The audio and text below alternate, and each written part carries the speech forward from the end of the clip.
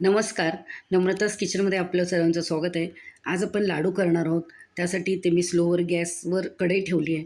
त्याच्यात 2 टेबलस्पून तूप टाकलेलं आहे आणि 1 वाटी घातलेलं आहे बेसन. बेसन तुम्ही कुठलंही घेऊ शकता. 3 ते 4 मिनटं बेसन भाजून घेऊया. त्याच्यात परत 2 टेबलस्पून आपल्याला घालायचं आहे तूप आणि स्लो गॅसवर चांगलं भाजून घ्यायचं आहे रंग बदलेपर्यंत. 1 टेबलस्पून परत मी तूप घातलेलं आहे.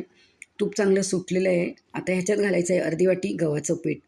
हो, आज आपण बेसन आणि गव्हाच्या पिठापासून सुंदर असं छान चविष्ट लाडू करणार आहोत. तेही आपण 3 ते 4 मिनटं चांगलं भाजून घेऊया व परत 2 टेबलस्पून तूप घालायचं आहे आणि परत स्लो गॅसवर भाजून घेऊया. चांगलं बघा भाजून झालेलं आहे.